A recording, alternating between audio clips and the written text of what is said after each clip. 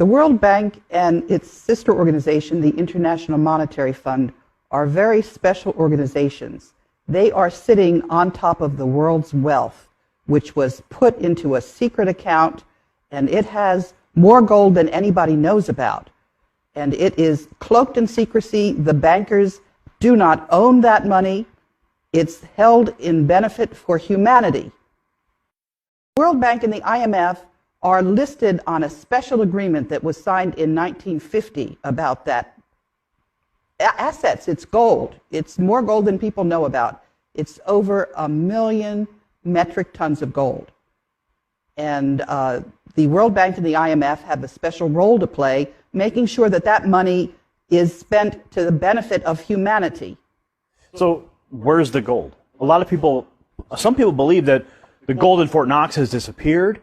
That's been in question for many years. Congressmen have attempted to get an audit of the gold in Fort Knox. So 1 million metric tons of gold is not something you can just hide.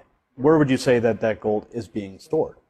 400,000 metric tons are in the Central Bank of the Philippines.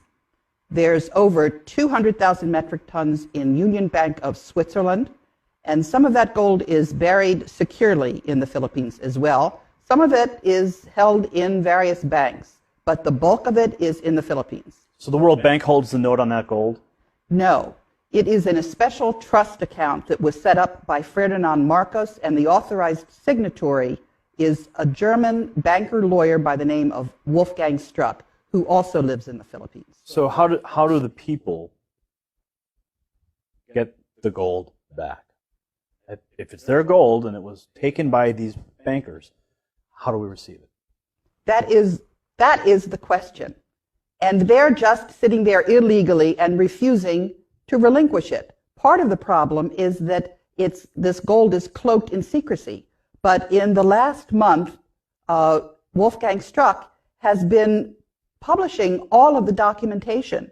So it's there for people to see. We have the originals.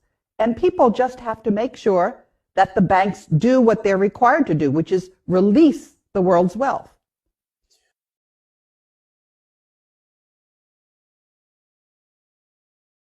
Contact Phoenix Journal Review. Independent confirmation of the Philippines gold.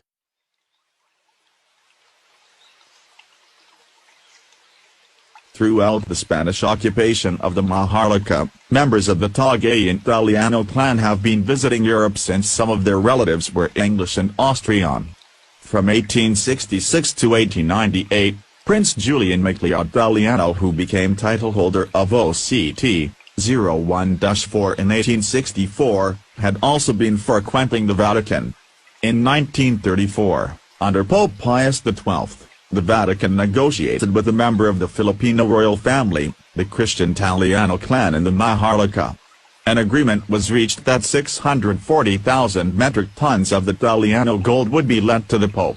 This was part of that gold accumulated by the Southeast Asian Srivijaya Majapahit Empire during its glorious reign of 900 years. In 1939, two members of the Italiano family and a Roman Catholic priest, Father Jose Antonio Diaz, brought the gold from Kota Kinabalu, Sabah, to the Vatican.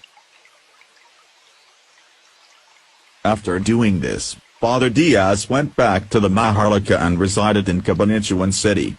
After World War II, he facilitated the safe return of the 640,000 metric tons of gold from the Vatican to the Maharlika. Manuel Acuña Rojas, a relative of the Acuña Tagayan Italiano clan, then a congressman, and Bishop Enrique Sobrepena Sr., in the presence of attorney Lorenzo Tañada, received the gold in Manila. Having gained the trust and confidence of Father Diaz, the Italiano clan made him the main negotiator and trustee of their gold. Father Diaz, in turn, hired the services of attorney Ferdinand Marcos, then a highly recommended brilliant young lawyer, having attained notoriety when he successfully defended himself in the Nalundasan case in 1939. The Italiano clan paid commission to Father Diaz and attorney Marcos in gold, 30% from the principal of 640,000 metric tons. In 1949, The two richest men in the world were Father Jose Antonio Diaz and attorney Ferdinand Marcos.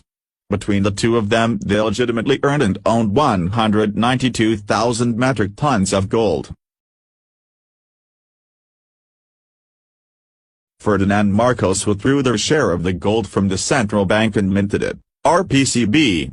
Sometime later, Father Diaz and Marcos brought their gold to Switzerland, in the Swiss Bank Corporation in Zurich. The remaining 400,000 metric tons of Italiano gold is in the third-floor basement of the central bank minting plant in East Avenue, Quezon City.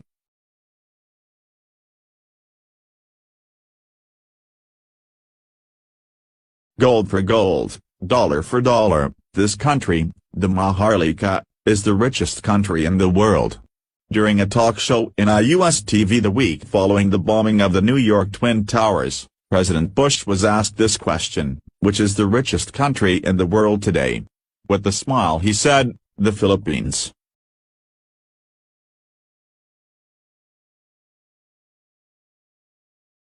On April 9, 1973, Marcos said, "My earthly goods have been placed in the custody and for the disposition of the Marcos Foundation, dedicated to the welfare of the Filipino people."